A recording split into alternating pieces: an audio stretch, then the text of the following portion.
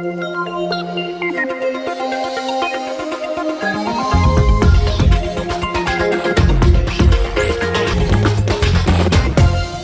bem-vindo ao Inovativos, espaço aberto aqui na Band News FM para discutir o empreendedorismo digital, a cultura digital, como as novas tecnologias e a inovação vêm mudando a nossa sociedade, a forma da gente consumir conteúdo também. Programa sempre apresentado por mim, Alexandre Bentivoli, com meu parceiro de todas as semanas, Vitor Manhani. Tudo bom, Vitor? Tudo ótimo, Alexandre. Muito bem-vinda, muito bem-vindo aqui ao Inovativos. Esse espaço, como disse o Alexandre, para a gente discutir temas super atuais, essas mudanças que a gente vê no nosso dia a dia e gera um impacto, mesmo a gente sem perceber, a gente está mudando também a nossa forma de consumir e de pensar. E hoje, Alexandre, a gente vai falar de um tema que é muito interessante e que a Band, de uma maneira geral, ajudou a construir esse cenário com o MasterChef, que a gente vai falar de comida, de como as pessoas estão agora usando a tecnologia para gerar cada vez mais conteúdo e aprender sobre culinária. É um movimento super interessante, ele tem ganhado bastante tração, principalmente na pandemia, onde as pessoas tiveram que ficar em casa e fazer a sua própria refeição, e também um cenário com grandes oportunidades para todo mundo. Então você que está nos escutando aqui na rádio Band News FM, fique até o final, que eu tenho certeza que você vai gerar bastante insight, ideias de como gerar renda e também aproveitar de tudo que essa empresa tem a oferecer. Um assunto que eu adoro, um assunto que eu realmente adoro, mas antes da gente seguir para a nossa entrevista, só lembrar aos nossos ouvintes que ele acompanha as nossas entrevistas no Inovativo sempre aos domingos no rádio e também no nosso YouTube, youtube.com/radiobandnewsfm. Aproveita, já se inscreve lá que você confere essa e todas as outras conversas que a gente já fez. Hoje o nosso papo é com Cláudio Gandelman, ele é CEO e fundador do DeliHack. Eu queria, Cláudio, antes de mais nada, dar as boas-vindas para você, que você contasse um pouco da sua trajetória pessoal, da trajetória da empresa e explicasse para a gente um pouco do que vocês oferecem. Tudo bom? Super obrigado pelo convite, é um prazer estar aqui no Inovativos. Como vocês falaram, né? Falar de um assunto super agradável que é a comida. Todo mundo gosta, independente de veganos, vegetarianos, carnívoros, é um assunto que todo mundo gosta e parabéns, realmente a Band foi uma grande inovadora nesse negócio, trazendo o MasterChef. Enfim, acho que não podia estar numa casa melhor para falar desse assunto. Bom, a minha trajetória, eu trabalho com tecnologia desde criança quase, né? Tem 24 anos que eu trabalho com internet. Comecei nos primórdios quando tinha a primeira bolha da internet, num site de leilão chamado local.com. Depois eu fui presidente do Match.com, que é uma empresa que muito pouca gente conhece de nome, mas que é dona do Par Perfeito, do Tinder, que a turma conhece bem. Já fiz vários negócios, esse é o meu quarto ou quinto negócio na internet. E talvez provavelmente o mais prazeroso, né? O difícil é ficar olhando o conteúdo todo dia e não sentir fome. Que tipo de serviço exatamente a gente vai conseguir encontrar lá? São receitas de qual natureza? Como faz para uma pessoa postar? Como que... A gente na verdade, divide em dois grandes grupos, né? A gente tem as pessoas que vão lá pegar receitas, né? Então, a pessoa pode baixar o aplicativo do DeliHack ou procurar na internet. E aí entra no DeliHack, você tem a maior gama de receitas possível. Você tem desde comida vegana, vegetariana, até carnes, molhos, saladas, sobremesas. Você tem todos os tipos, é super fácil de buscar e a gente dá várias dicas. Então, a gente, em função da navegação das pessoas, a gente oferece também uma série de receitas. E aí você pode salvar receitas, você pode dar like, você pode compartilhar, enfim, você pode fazer das mais diversas formas. E, Cláudio, esse cenário realmente está em expansão, né? Mas por trás desse cenário da culinária tem o acesso à informação, né? E isso foi essencial para muitas pessoas e novos negócios que vêm surgindo no mundo. Então, aqui do meu quarto, do meu escritório, eu consigo acessar tanto conteúdo e conhecimento para me ajudar a despertar novas empresas, para melhorar a minha vida pessoal. Isso também impactou esse cenário gastronômico. Então, todas as pessoas elas podem compartilhar conhecimentos de maneira bastante descentralizada. Então, se eu criei uma boa receita, eu tenho a condição ali de divulgar e compartilhar no Deli Hack e também começar a estabelecer um relacionamento ali. Então, como uma rede social, ela é bastante importante e trabalha um nicho que as pessoas estão cada vez mais interessadas.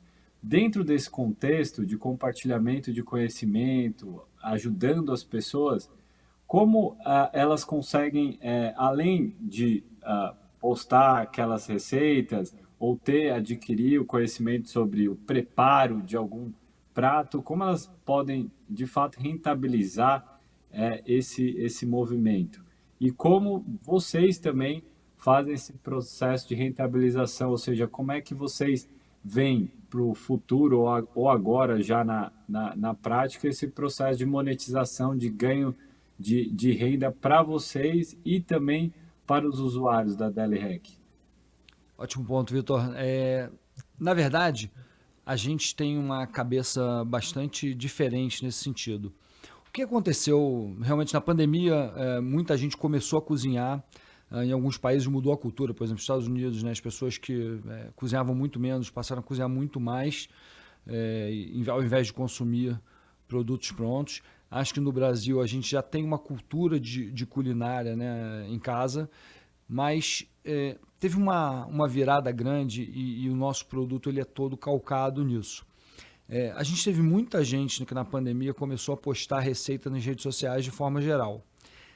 E a gente entendeu uma coisa, essas pessoas, muitas delas queriam ganhar dinheiro com isso, mas não conseguiam, né? Imagina que uma grande empresa vai fazer publicidade, dificilmente ela vai procurar alguém que tem 2.000, 3.000, 5.000, 10.000 seguidores. Ela vai procurar pessoas com 200, 300, 500 mil seguidores. E tem muita gente fazendo conteúdo de muita qualidade com não uma quantidade grande de seguidores nas redes sociais. E aí a gente criou um modelo de negócio bastante diferente. Por quê? A gente entendeu que essa pessoa que cozinha, que produz conteúdo de culinária para a internet de forma geral, ela precisa ganhar dinheiro com isso, né? É um trabalho. E teve uma conversa muito interessante, a gente chama de cooks, né? Que são os cozinheiros. Esse tipo de gerador de conteúdo. Então a gente tem conversas frequentes com os nossos geradores de conteúdo. E teve uma pessoa que me falou uma coisa muito interessante. Ele falou, poxa, eu entro no Instagram e quando eu boto a receita lá, ela morre muito rápido. Então, na verdade, eu estou construindo um negócio para eles, eu não construo nada para mim. O que vocês estão fazendo de diferente é que eu consigo construir um meu terreno. E é mais ou menos isso mesmo que a gente está fazendo. A gente criou uma grande plataforma onde as pessoas vão construindo seus terrenos e elas vão ganhar dinheiro com isso. A gente tem várias formas delas serem agraciadas com essa criação de conteúdo e sem dar trabalho para elas. Então, a gente hoje tem um marketplace que a gente tem produtos dos mais diversos. Então, imagina que você vai fazer um brigadeiro. Quando você vai fazer um brigadeiro, você precisa de um refratário, você precisa de uma panela, você precisa de uma colher de pau. E aí a gente oferece utensílios culinários para que as pessoas possam fazer essa receita, né? E, obviamente, eu estou falando de brigadeiro, mas tem coisas muito mais sofisticadas. E aí, quando a pessoa entra, né, num dos produtos ou faz uma visita nessa receita e clica num dos produtos, a gente tem um algoritmo que, em função do número de visitas, em função do acesso a esses utensílios, a gente faz uma monetização para o usuário, né, que criou aquela receita, onde ele fica com 40% da receita. Além disso, a gente tem hoje um teste já no Rio de Janeiro, um produto de ingredientes. Então, você entra numa receita e você pode comprar os ingredientes daquela receita e receber diretamente na sua casa para fazer. E quando a gente faz isso, a gente também tem uma receita e a pessoa que criou esse conteúdo também recebe um pedaço dessa receita, né? Dessa receita financeira, não culinária. Não podemos misturar essas receitas todas. E a gente tem um negócio que a gente está criando, na verdade a gente criou esse mês agora, que é super interessante, que é para as marcas. Hoje as marcas não... Depois que mudou o conceito de olhar a gastronomia e etc., as marcas, muitas, têm a possibilidade de, efetivamente, como você falou, né, chegar aqui na Band e fazer um patrocínio do MasterChef, mas não são todas. O MasterChef tem uma grandiosidade que nem todas as marcas conseguem. Mas imagina que uma marca média quer pegar uma série de micro-influenciadores e ela não consegue diretamente fazer isso.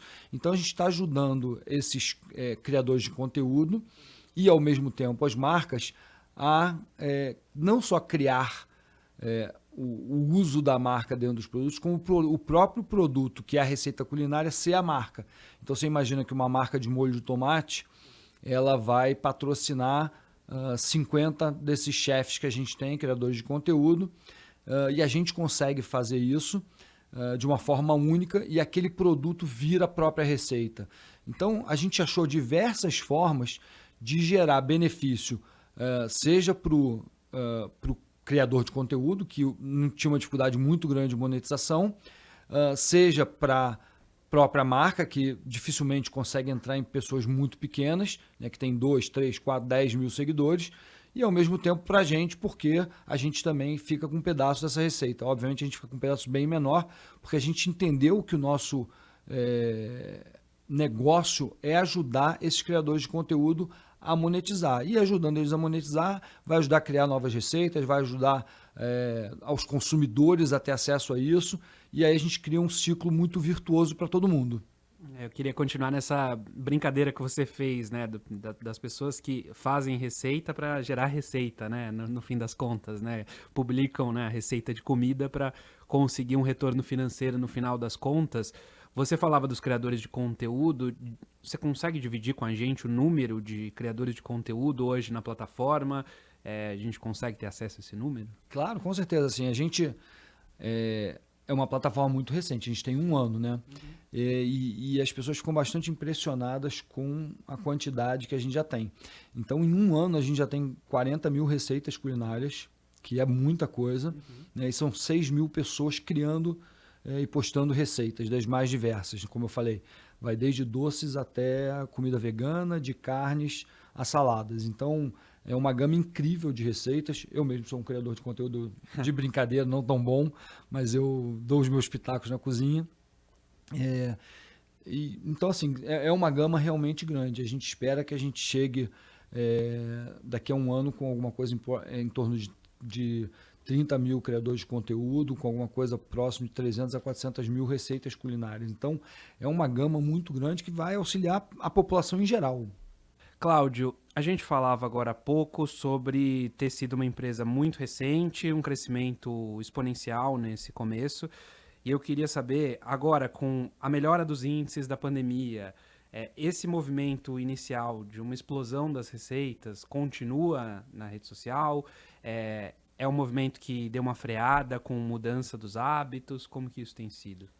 Essa é uma ótima pergunta, né? Porque realmente na pandemia a gente teve um crescimento, quer dizer, a gente não teve porque a gente nasceu já em 2021. Mas como a gente é uma empresa muito nova, a gente vem num crescimento constante. Então, a gente não está sentindo isso, a gente só está crescendo. Porque as pessoas vão conhecendo, a gente tem recebido muitos elogios do app, é fácil de navegar, fácil de guardar receita, fácil de procurar. Então, a gente realmente tem experimentado um crescimento grande. Eu entendo que assim, a gente tem uma coisa cultural, né, no Brasil e no mundo. Só que o que está acontecendo é que comer fora está cada vez mais caro. Né? Está ficando extremamente caro. Então, cozinhar em casa, você tem um gasto, a gente já fez essa conta, dá aproximadamente 20% do valor de comer fora. Quando você encontra isso, se torna muito vantajoso você cozinhar. E a gente, como tem muitas receitas, a gente tem a possibilidade do usuário ter acesso a pratos extremamente baratos, uma massa extremamente barata, até coisas bastante sofisticadas, como lagostim e coisas do gênero. Então, obviamente, cada um vai cozinhar de acordo com a sua necessidade, de acordo com a sua pretensão, né? Então, você pode fazer um jantar especial para o seu parceiro ou parceira, você pode fazer uma coisa trivial do dia a dia. Você sabe, é engraçado, né? A coisa mais buscada no nosso aplicativo, por incrível que pareça, é arroz. Então, as pessoas, tem muita gente que não sabe fazer arroz. E arroz talvez seja uma das coisas mais fáceis de se cozinhar se você não perder o ponto. Ah, mas um arroz soltinho tem seu valor. Tem, totalmente. E aí, mas eu acho que tem muita coisa. E tem coisas que você falou, né? Não cozinho nada, não posso postar. Você não pode postar, mas você pode copiar. Com certeza. Né? E aí, a gente ajuda. Se você... eu falei alguns números, mas tem um número super interessante. São mais de 800 mil pessoas todo mês buscando as receitas. Então, se você pensar, por exemplo, coisas simples, né? Tem gente que não tem a técnica. Então, eu vou dar uma dica do bife. Né? Quando você faz um bife e você quer fazer ele vermelhinho por dentro e dourado por fora. Se você deixar 1 minuto em função da quantidade de dedos que tem aquilo, você consegue ter um produto de ótima qualidade, né? Vermelhinho por dentro e dourado por fora. Eu aprendi isso no Deli Hack, tá? Então, puxando já a sardinha para o nosso lado, mas é uma verdade. Eu nunca tinha me atentado para isso, mas fica perfeito. Então, o nosso objetivo, efetivamente, é fazer as pessoas aprenderem coisas novas e terem acesso a essas receitas e terem acesso, poderem seguir gente que ela gosta. Então, a gente tem, por exemplo, tem uma pessoa que faz só culinária vegana. E é difícil você achar muita gente com veganismo, etc. E a gente dá essa oportunidade. Então, acho que uma coisa bacana é a democracia do app. Você pode seguir quem você quiser, você pode buscar por ingrediente. Então, vou dar um exemplo. Brócolis, né? Você tem brócolis em casa. E aí você quer fazer uma receita com brócolis, já que você tem em casa. Então, tem umas receitas lá que você pica o alho, refoga, faz não sei o que e tal. Enfim, você tem um brócolis. Frango, né? Se você tem um frango, você tem manteiga em casa. Pô, como é que eu faço um frango legal só com frango e manteiga? Tem como. Então, assim, eu acho que vai de cada coisa, você vai puxando, vai buscando, vai achando. Então, a gente está tentando criar cada vez mais um negócio que não seja um modismo. E não vai ser um modismo, né? Claramente, porque tem uma vantagem. A gente olha um monte de negócio que as pessoas pensam, pô, mas esse negócio não vai existir no futuro. Culinária não, né? Todo mundo precisa comer todo dia. A menos que inventem uma pílula que a gente se alimente, acho que a gente vai precisar cozinhar todo dia. E aí no futuro, tomara que invente essa pílula, mas acho que ainda vai demorar um pouco. Mas a culinária é uma coisa presente no dia a dia de todo mundo na população. E é um mercado muito grande. Se você me der, o mercado no Brasil de alimentação é um mercado de 100 bilhões de dólares. É um mercado de 1 trilhão de dólares nos Estados Unidos. Então, é uma coisa muito grande. E aí, aproveitando esse gancho, né, que a gente já falou um pouquinho do criador de conteúdo e aí falando um pouquinho de economia, quando esse é um fenômeno que a gente vê em São Paulo, por exemplo. Você entra nos prédios onde tinham 10 recepcionistas, hoje só tem uma, que tem um QR Code que você imprime, passa na catraca e a pessoa está lá só para te ajudar a pegar aquele QR Code. Então, assim, são 9 empregos que desapareceram.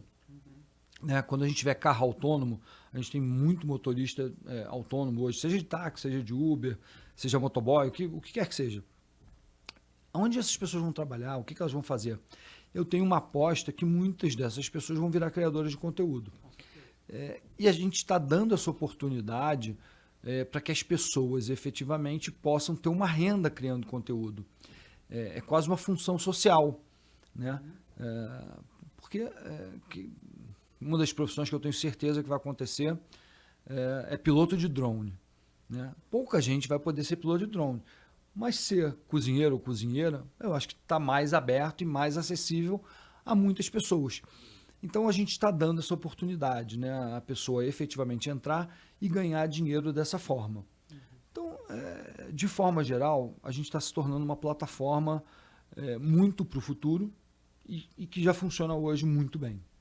Vitor, eu queria te ouvir também sobre esse assunto que o Cláudio trouxe agora, até porque a gente vem enfrentando um momento em que em todas as profissões a gente tem a profissão do criador de conteúdo, né? O dentista que também cria conteúdo nas redes pessoais dele. E meio que todo mundo acaba criando conteúdo sobre a sua profissão. E eu queria que você, né, falasse um pouco sobre essa tendência que vem ocorrendo e essa coisa do crescimento dos criadores de conteúdo, né? Diante de outras profissões que vão sumindo. A gente está vivendo um momento realmente de inflexão, né? Se a gente olhar para o passado, o modelo era realmente do empregado ou mesmo do dono de uma empresa que tinha uma única função.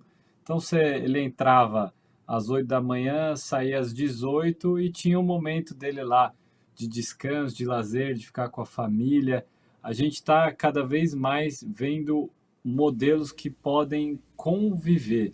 Então, ele pode ser de fato um empregado ainda, mas ele também está produzindo conteúdo e gerando renda como um vendedor, tendo uma loja virtual, ou nem isso, nem empregado ele de trabalhos que ele realiza por meio da tecnologia, e isso vai compondo a renda.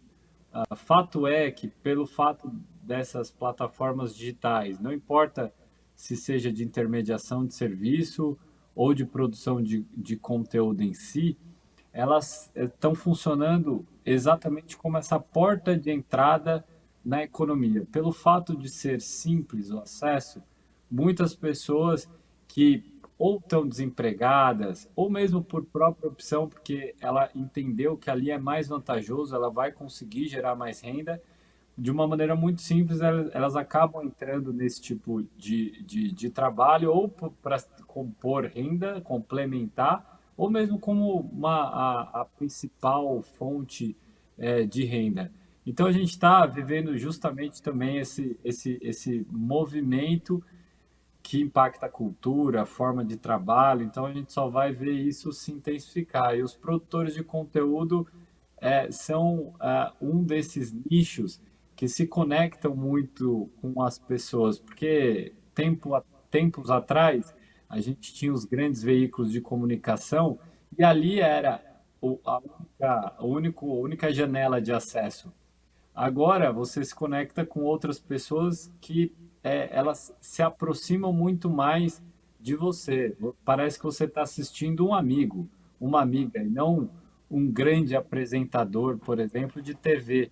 E isso faz muita diferença, porque a gente se conecta mais, a gente se sente mais, a gente se vê quase num espelho. E tem mercado para todo mundo. Você que se comunica bem, você que tem alguma coisa a agregar, e todos nós temos, né? A gente acha que a gente não sabe, a gente pode achar que a gente não tem nada para ensinar, mas tem. É a mesma coisa de você aconselhar um amigo de uma coisa que talvez você saiba um pouco melhor que ele. É essa mesma lógica. Então, dentro desse sentido, acho que a DLREC se encaixa muito bem nesse segmento. Ainda mais porque, historicamente, desde os tempos das cavernas, do advento do fogo, a principal rede social, por séculos, foi uma mesa de jantar ou mesmo uma reunião entre pares em família para comer. Então, a principal rede social, por muito tempo, por anos, foi esse espaço do compartilhamento de uma comida. E quando você vê o segmento, por exemplo, de delivery de comida, o delivery de comida ele tem um paradoxo, né? Porque de um lado ele traz a comodidade da pessoa pedir comida, mas se perde toda a experiência que tinha, por exemplo, num restaurante ou na cozinha de casa, com a sua avó cozinhando, com o seu pai cozinhando, que aquilo era um ritual, aquilo é uma experiência que vale ouro, assim. Acho que todos nós temos alguma lembrança desse ritual. Então, fazer esse resgate se cozinhar em casa, com movimentos como do MasterChef, da Deli Rec, de tantos outros, ele faz esse resgate para algo que de fato sempre foi a principal rede social das pessoas por muito tempo. E aí, já emendando uma pergunta aqui, Cláudio, assim, queria que você contasse um pouquinho mais também, assim, desse futuro aí de vocês, no sentido que e até vocês têm pouco tempo, mas talvez já tenha um horizonte a ser trilhado, no sentido que você colocou ali dos ingredientes, de como promover mais acesso simples a esses cooks aí, desses cozinheiros que tem na plataforma aí, no sentido de gerar também renda, oportunidade, tanto para pequenos produtores de ingredientes, como também para os próprios cozinheiros. Maravilha, Vitor. Eu vou falar uma maluquice aqui agora, tá? Mas é uma visão minha de daqui a 8, 10 anos. Você imagina o seguinte, eu acho que o mundo daqui a 8, 10 anos ele vai ser tão diferente que a experiência que a gente tem hoje de ir no supermercado ela vai mudar radicalmente, né? Então, a ida ao supermercado ela vai passar a ser online. E vai mudar, isso muda para todo mundo. E aí eu já falei de drone, eu vou falar de novo, né? Eu falei sobre piloto de drone. Eu acho que a gente não vai mais ter esse negócio da entrega do motoboy, da entrega do carrinho, do motoqueiro, enfim, isso vai mudar. Eu acho que a gente vai ter uma entrega que um drone vai sair de um lugar com a sua encomenda e vai entregar na sua janela. Você vai pegar ela na sua janela, né? Porque o mundo vai ser de longitude e latitude. E aí, como é que vai ser o consumo das marcas nesse sentido? Porque não vai ter mais aquela ponta da gôndola, não vai ter mais aquele espaço de mídia tradicional do jeito que a gente conhece hoje. Ele vai mudar muito, especialmente no ponto de venda. E eu acho que na DLREC a gente está promovendo algo diferente. Quando a gente fala desses produtores de conteúdo, e aí eu digo que a marca vai ter a chance de interagir sendo o produto e não sendo anunciante, né? E eu adoro esse negócio de anunciante, porque eu acho que dá a oportunidade das marcas de falar com as pessoas das mais diversas formas. O que a gente está criando, plantando uma sementinha, é uma sementinha que beneficia todo mundo. Então, hoje, a gente está criando um programa onde a marca ela vai ser a dona da receita. Então, ela vai trazer alguns produtores de conteúdos nossos, né, esses criadores de conteúdo, e ela vai pedir o que ela quer.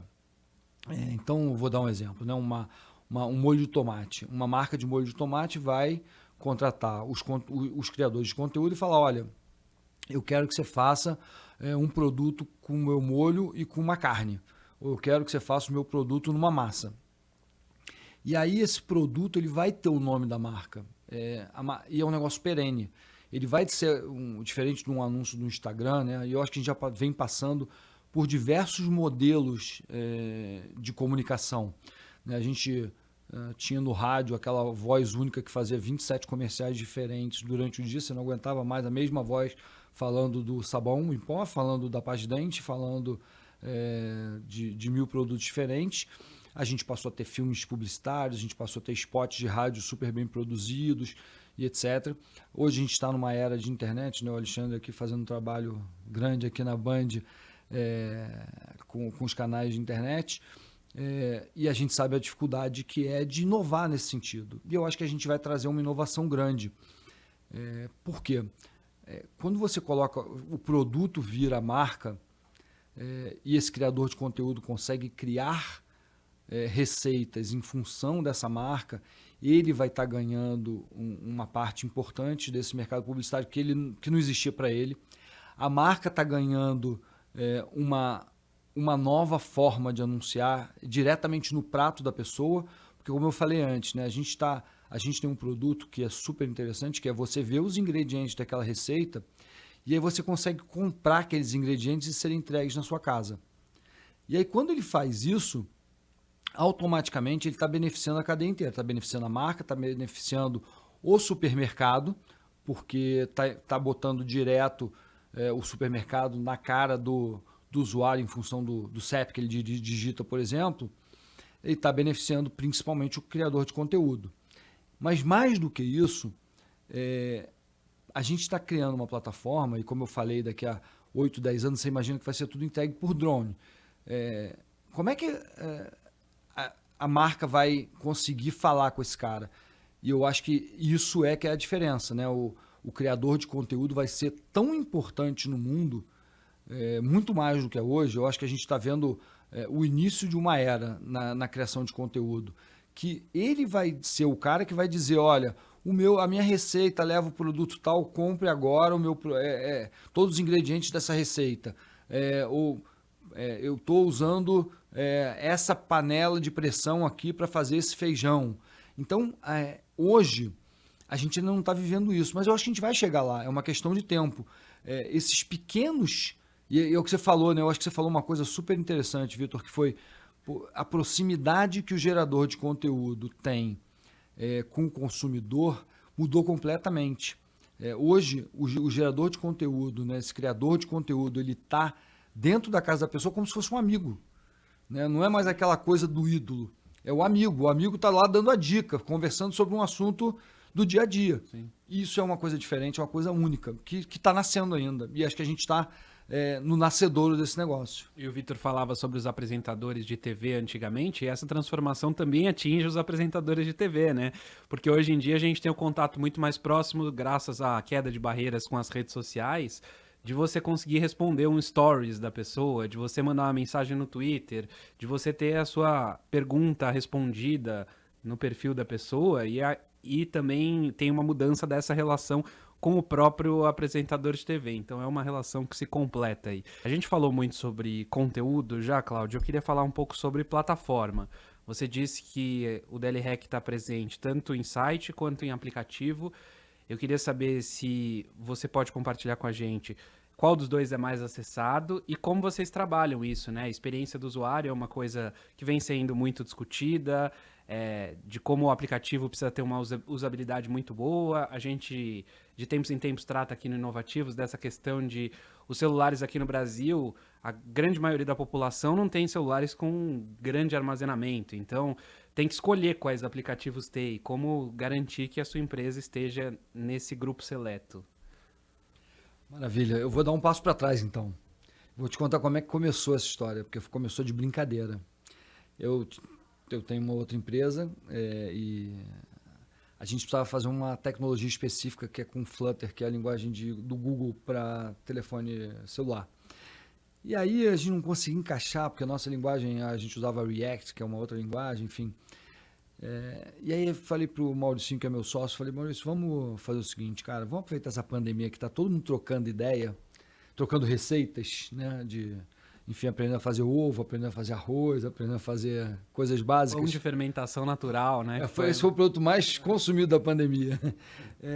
E vamos fazer um aplicativo para a galera trocar receita e a gente testa a tecnologia. E aí eu comecei a olhar, começou a ficar bom, começou a melhorar, e as pessoas começaram a gostar, os amigos, né? Porque era só amigo que usava. Aí falava, pô, mas eu quero seguir o fulano, deixa eu seguir o amigo aqui, não sei o quê. E a gente foi começando a aumentar o escopo do negócio, eu comecei a olhar o que existia no mundo, vi que uma série de oportunidades que a gente teria, e a gente resolveu fazer nessa tecnologia do Flutter. Qual é a vantagem dessa tecnologia, né?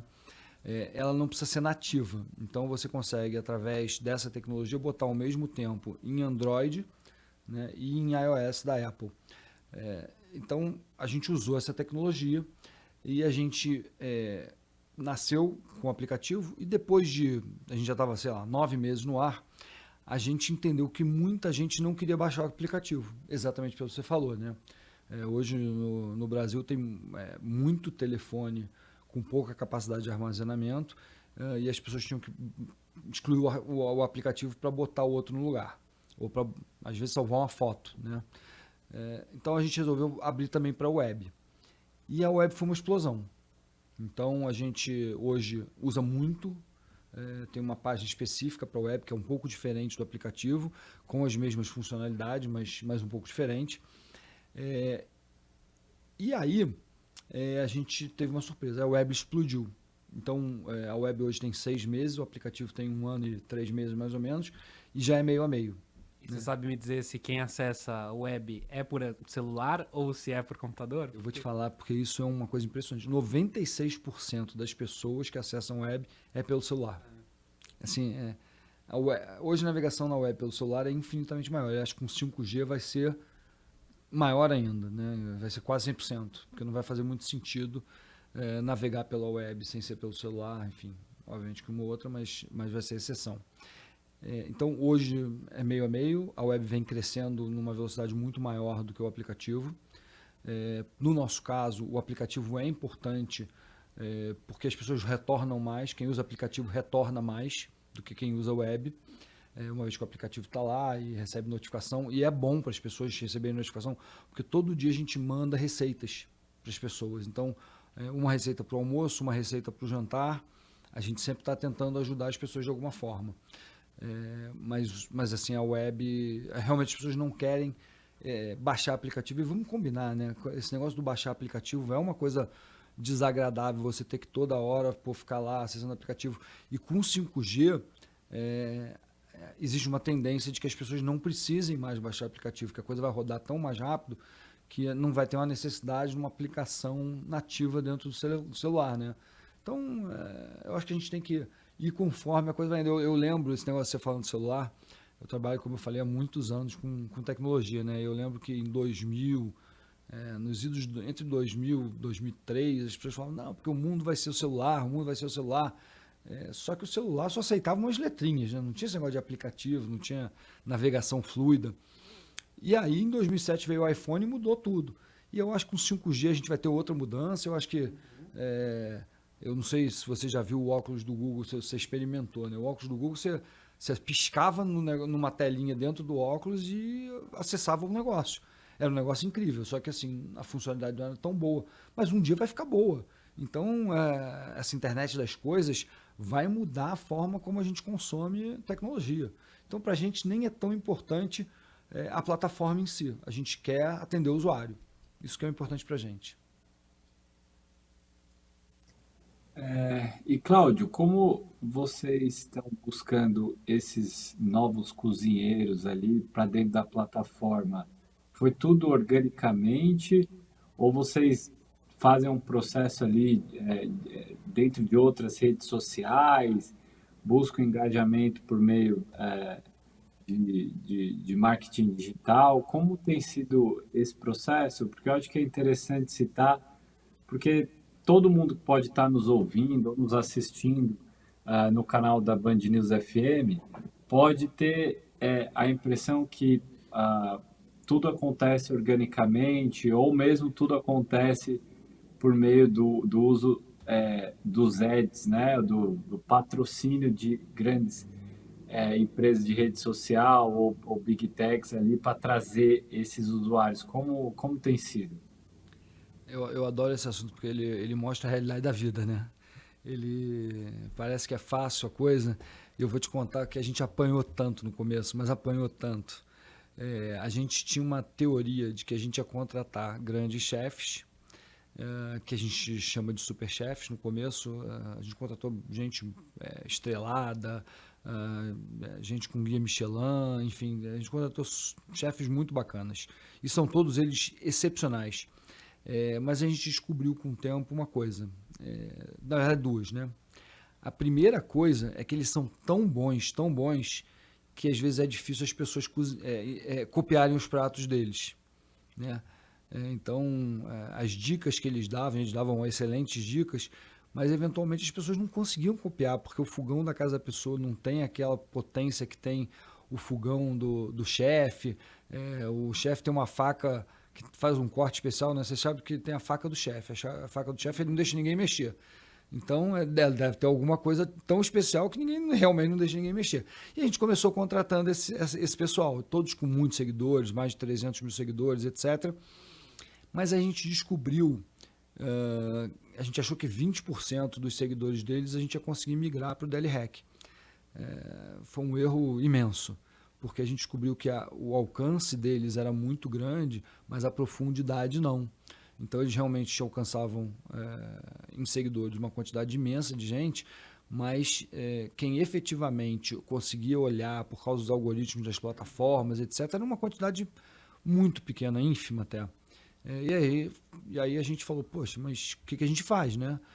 E aí a gente começou a entender que o nosso gerador de conteúdo não era o grande chefe, era o cara médio, né? Era o cara que faz lá o feijão com arroz, estou exagerando feijão com arroz, mas faz o feijão com arroz, às vezes a gente usa umas metáforas que no nosso caso não funcionam muito bem, mas que fazem pratos mais simples, né? Fazem um peixe grelhado legal, um filé mignon, fazem um hambúrguer diferente, fazem uma salada diferente e tal, e que esse cara era o cara que as pessoas realmente queriam consumir. Então a gente começou a contratar alguns desses caras pequenos, menores, infinitamente menos caros, né? Não vou dizer que são baratos, porque não são. Ninguém é barato hoje em dia, tudo é meio caro. Mas a gente conseguiu contratar algumas pessoas num modelo em larga escala, e agora está acontecendo uma coisa muito interessante, porque essas pessoas estão trazendo organicamente as outras pessoas. Então a gente não investe em mídia, é um preceito nosso, né? A gente já fez investimento mínimo em mídia para testar uma coisa ou outra, mas não é um investimento que a gente faça por causa da natureza do nosso negócio. E as pessoas me falavam, você é maluco fazer rede social, porque tem uma diferença grande entre o maluco e o gênio, né? Quando você faz uma coisa e dá errado, você é maluco. Se você faz e dá certo, você vira gênio. É a mesma coisa, sem tirar nem pôr. Eu não sou nem maluco nem gênio, mas eu estou no meio do caminho ali, eu estou balançando para ver se eu vou ser maluco ou se eu vou ser gênio. Mas brincadeiras à parte, é realmente isso. Então as pessoas falam, pô, você vai lançar uma rede social, já tem Facebook, já tem Instagram, já tem YouTube, já tem um monte de coisa. Mas a verdade é que a gente achou uma forma diferente de consumo, né? Onde não é um consumo instantâneo, e aí eu acho que o Instagram e o TikTok e todos os outros players são consumos muito instantâneos, de 15 segundos, de 30 segundos, depois morreu, você nunca mais vai ver aquilo na sua vida. E a gente lançou um negócio onde a pessoa passa 5 minutos consumindo uma receita às vezes, né? Quando ela vai cozinhar, ela vai 5 minutos porque ela pausa, porque se ela fosse direto ia parar 30, 40 minutos consumindo uma receita. Então essa diferença do nosso negócio é bastante grande, bastante considerável em relação ao que existe nas outras redes. Além disso, tem uma volatilidade muito grande nas outras redes, porque às vezes eles impulsionam alguma coisa, você está no pico, outra você está embaixo, e no nosso caso é um pouco diferente. A gente conseguiu criar um modelo onde aquele conteúdo ele não morre, né? Ele está sempre atualizado. Então, se você vai fazer um arroz hoje, ou se você vai fazer um arroz daqui a 5 anos, é o mesmo arroz. Se você vai fazer um frango grelhado hoje ou daqui a 5 anos, é o mesmo frango. Então, uma coisa que os criadores de conteúdo estão vendo na gente é a oportunidade desse conteúdo não morrer. O que faz muita diferença, parece que é pouca coisa, mas você imagina o sujeito que tem que criar conteúdo todo dia. Então, ele vai lá, faz 3, 4 vídeos por dia, 5 vídeos por dia, e amanhã ele tem que fazer 5 vídeos por dia, porque aquele de ontem durou 15 segundos e as pessoas já esqueceram. No nosso caso é diferente. Então ele faz aquele conteúdo e as pessoas estão sempre buscando esse conteúdo o tempo inteiro. Então é gratificante ver essa mudança que a gente conseguiu imprimir no comportamento das pessoas. O Cláudio falou sobre uma peculiaridade da forma que os algoritmos funcionam, e isso funciona para todas as áreas, né? Essa coisa do o influenciador, o micro-influenciador, ele acaba tendo mais engajamento em qualquer área. Os algoritmos, eles favorecem, porque da forma como se mostra hoje, a pessoa ela vai seguir muitos perfis. E se a pessoa segue muitos perfis, ela não vai conseguir engajar com aquele perfil gigantesco de milhões ali. Poucas daquelas milhões vão engajar com o conteúdo delas. Ao mesmo tempo, a pessoa que tem menos seguidores, o influenciador com menor alcance, ele vai conseguir responder mais proximamente as perguntas dos seguidores, e com isso ele vai aparecer mais, o comentário vai ter a réplica dele ali. Então, o algoritmo mesmo entrega mais, até para tentar forçar os influenciadores maiores a colocar dinheiro nas plataformas para que o conteúdo deles apareça de forma patrocinada. Então, é uma tendência que vocês observaram em receitas e que a gente observa em diversos mercados, né, de influenciadores de toda natureza que acabam precisando pagar, às vezes, a publicidade para conseguir alcançar todos os seguidores que ele tem, embora ele tenha conseguido organicamente aqueles E é o que a gente querem, né? Na verdade, elas querem Sim. muitos influenciadores que eles mesmos vão ser os consumidores de publicidade da própria rede. Né? E aí você falou uma coisa quando a gente estava aqui no intervalo, né, Alexandre, que eu acho que é bastante interessante. Você falou, 40 mil receitas, se eu fizer uma por dia, quanto tempo eu vou demorar para consumir isso tudo? E é o meu sentimento, quando eu vejo que uma pessoa segue, por exemplo, 5 mil pessoas, eu acho que uma pessoa que segue 5 mil pessoas não segue ninguém. Porque, na verdade, assim, é impossível você ver todo mundo que você segue. Né? Então, você perde uma grande parte daquele conteúdo que estão postando. E é o que acontece, porque quem segue 5 mil pessoas, normalmente segue muita gente que tem muito seguidor. Se torna uma bola de neve. Então, tem muito seguidor, ninguém vê. Ninguém vê, tem muito seguidor, enfim, uma coisa retroalimenta a outra. Sim, eu queria agradecer a atenção, a disponibilidade do Cláudio Gandelman, CEO e fundador do DL Hack, contando um pouco dessa jornada, dessa rede social que apareceu agora em 2021 e que vem condensando, juntando, agregando as receitas para que as pessoas, os brasileiros, possam cozinhar mais em casa, economizar assim e também ampliar a variedade de pratos na mesa de cada um dos brasileiros. Obrigado pela atenção aqui com o ouvinte da Band News FM. Obrigado a vocês, Alexandre e Vitor. Um prazer participar aqui do Inovativos com vocês. Eu acho que esse papo de culinária é sempre gostoso, né? Então, é realmente muito legal. Obrigado mesmo pelo convite e bom fim de semana para todos. E o Inovativos volta na semana que vem, programa sempre aos domingos, no rádio e também no YouTube, Rádio Band News FM, youtube.com/Rádio Band News FM. Se inscreva para assistir esse e todos os outros papos do Inovativos e também saber muito sobre as notícias do dia. Combinado, Vitor? A gente volta semana que vem. Sim, exatamente. Eu espero que todo mundo tenha aproveitado esse papo, tenha aprendido como eu aprendi bastante com o Alexandre e com o Cláudio. Até o próximo episódio. Comigo é bondade sua, mas com o Cláudio certamente a gente aprendeu muito sobre as receitas sobre alimentação aqui.